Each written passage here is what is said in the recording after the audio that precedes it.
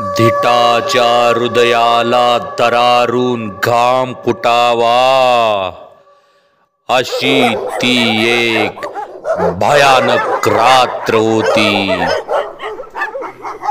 घन घन घन घन असा लोखंडी रॉडचा मोठा आवाज रात्री अपरात्री आला तर कुणाच्या तरी हृदयाचा ठोका चुकेल।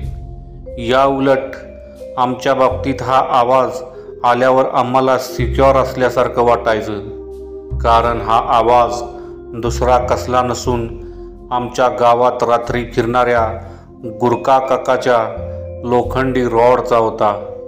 शक्यतो गुरखा लोक आपल्यासोबत लाठीकाठी घेऊन रात्री सगळ्या गावभर आपल्या सुरक्षेसाठी फिरत असतात। आमचं गाव तसं मोठं होतं, त्यामुळे आमच्या गावात 2 गुरखा होते आणि त्यांनी त्यांच्या सोयीप्रमाणे आपले वॉर्ड विभागून घेतले होते।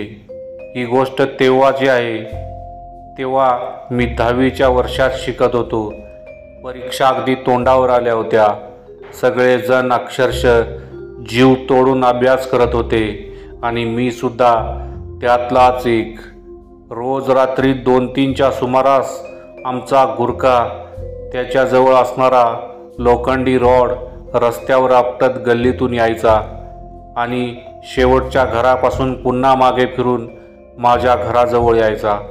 मी खूप लेटपर्यंत अभ्यास करत असल्यामुळे लाईट सुरू असायची म्हणून 2 ते 3 वेळा रॉड आपटून सर्व काही ठीक आहे का असं न बोलताच विचारून जायचा आणि मी सुद्धा आमच्या घरची लाईट 2 वेळा चालू बंद करून त्याला सर्व काही ठीक आहे याची हमी द्यायचो।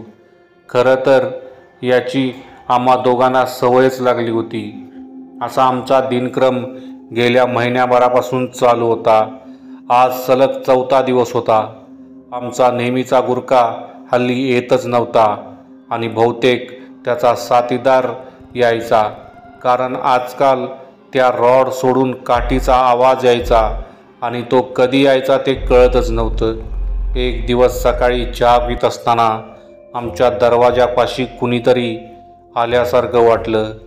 हातात चहाचा कप घेऊन मी थोडा पुढे आलो तेव्हा कळालं दारावर आमचा गुरखा उभा होता।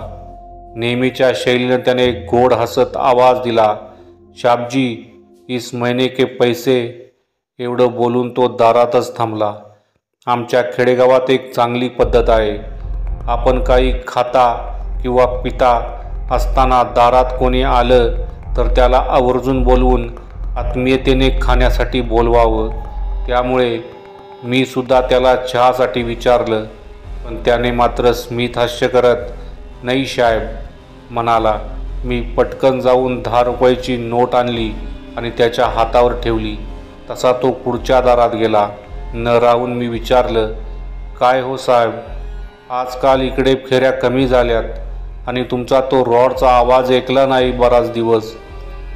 तसा तो दबक्या आवाजात म्हणाला, "वो रॉड शाबजी चोरी हो गया." मी थोडा आश्चर्याने पाहिलं। तसा तो काही न बोलता पुढं निघून गेला आणि मी मात्र त्याच्या पाठमोऱ्या कृतीकडे बघत राहिलो। 4-5 दिवस गेले असतील। मी पाठीमागच्या अंगणात काहीतरी करत बसलो होतो तेव्हा अचानक माझं लक्ष बाजूला असलेल्या झाडावर गेलं। काहीतरी लांब आकाराचं काठीसारखं दिसत होतं, पण काठी नव्हती हे नक्कीच। आता ते काय आहे पाहण्यासाठी उत्सुकता वाढली। तसं मी वाट काढत काढत त्या झाडावर चढलो, पण काही केल्या त्या वस्तूपर्यंत मला पोचता येत नव्हतं। एका लहान फांदीवर ती वस्तू मला दिसत होती। तिथपर्यंत सहसा कोणाला चढता येणार नव्हतं, शिवाय ती वस्तू तिथं कोणाला ठेवतासुद्धा येणार नव्हती। तसं मी पुन्हा खाली उतरलो आणि एक छोटी काठी घेऊन झाडावर चढलो आणि खूप वेळ प्रयत्न करून मी ती वस्तू खाली पाडली। खाली पाडल्यावर दन करून मोठा आवाज झाला। तसा मी पटपट खाली उतरलो। खाली येऊन पाहिल्यावर मी 2 मिनटं त्या वस्तूकडं वेड्यासारखं बघत होतो। ती वस्तू होती एक मोठा लोखंडी रॉड। मी तो हातात घेतला, पण हातात घेतल्यावर जाणवलं त्याचं वजन जवळपास 1 किलो तर आरामात असेल। मी तो हातात घेतला आणि घरी आणून एका कोपऱ्यात ठेवला। रात्री 2च्या सुमारास पुन्हा गुरका काठी आपटत आपटत दारापाशी आला. मी अजून जागाच होतो. मी दाराच्या पटीतून हळूच डोळा लावून पाहिलं तर मला नेहमीचा गुरका दिसला. तसा मी पटकन दरवाजा उघडला तसा गुरका लगेच थांबला. क्या हुआ साहबजी, अब तक सोए नहीं क्या? नाही, अजून असं म्हणत मी त्याला थोडं थांबायला सांगितलं. तसा तो थांबला आणि मी घरात पुन्हा येऊन तो लोखंडी रॉड घेऊन बाहेर आलो. तो पटकन पुढे आला आणि म्हणाला, साहबजी तुम्हाला कुठे सापडला हा रॉड? तसं म्हणत त्यानं तो रॉड हातात घेतला आणि घेऊन तो रस्त्यावर एकदा आपटला तसा दणकन आवाज आला, नेहमीसारखा. मी म्हणलं, मला हा आमच्या झाडावर भेटला, पण हा तिथं कसा गेला? तुम्ही फेकला होता का? यावर तो म्हणाला, कौन से पेड़? त्यावर मी त्याला त्या झाडाकडे घेऊन गेलो आणि त्यांना दाखवलं की हा रॉड होता. तसा तो सांगू लागला, उस दिन मी रोज की तरह आपके गली की ओर से आ रहा था. रात के लगभग 2 बजे हो गए. मैं अपना रॉड लेकर अपने घर के सामने से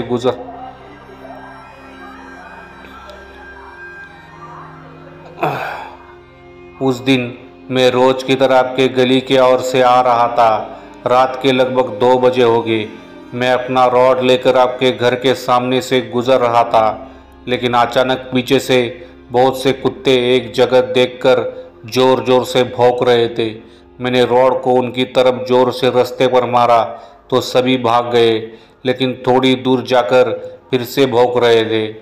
मुझे लगा शायद कोई चोर छुपकर बैठा है, इसलिए मैं थोड़ा आगे बढ़ा, पर सामने का नज़ारा देखकर मेरे तो होश ही उड़ गए.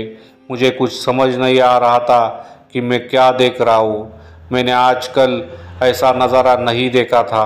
मैंने आज तक कभी भूत प्रेत पर विश्वास नहीं रखा था, लेकिन आज जो देख रहा था वो कुछ अलग था. उसके शरीर पे एक भी कपड़ा नहीं था, उसके सर पे एक भी बाल नहीं था, उसके हाथ घुटनों तक लंबे थे, शरीर मांस नहीं था, दूर से सारी हड्डियां दिख रही थी. शुरुआत में मुझे लगा कोई बंदर होगा, लेकिन मैंने जब उसकी ओर पत्थर फेंका तब अचानक वो एक जगह पे रुक गया. उसकी गर्दन उसके पूरी तरह से उल्टी घुमाई, मानो उसके गर्दन में हड्डी ही ना हो. उसकी आंखें ही नहीं थी. मेरी आवाज़ सुन के वो थोड़ा दूर गया. मैंने मेरा रॉड उधर ही छोड़ दिया और एक बड़ा सा पत्थर लेके मैं उसके पीछे गया. मुझे देखकर वो सीधे एक चिपकली की तरह उस बिजली के खंभे पर चढ़ गया और खंभे की बीचों बीच जाकर वह वहाँ से देख रहा था. वो क्या था मुझे समझ में नहीं आ रहा था, लेकिन वो मुझ पे झपट्टा मारने ही वाला था. तभी मैंने मेरे कमर में लगी कुकरी निकाली. उसको दिखाकर वो फिर से ऊपर चढ़ गया और बिजली तार पे से एक किलहरी की तरह रेंगता चला गया. अचानक उसने छलांग लगाई और नीचे आके मेरा लोखंडी रॉड एक तीन की तरह उठाल के अपने घर के दीवार से चल के अंधेरे में कहीं गायब हुआ. मैंने उसका पीछा किया, लेकिन वो कहीं नहीं दिखा. मैंने बैटरी से बहुत ढूंढा, लेकिन वो इस पेड़ से कहीं गायब हुआ था. ये बात मैंने दूसरे दिन मेरे सहकारी की भी बताई, तो 2-3 दिन बाद हमें वही चीज़ आपके घर पे दिखी. असं सांगत असताना आमच्या बाजूच्या झाडीत काहीतरी सरपटत गेल्यासारखं वाटलं आणि आम्ही दोघं पण खूप घाबरलो. मी तर सरळ दरवाजाजवळ येऊन थांबलो.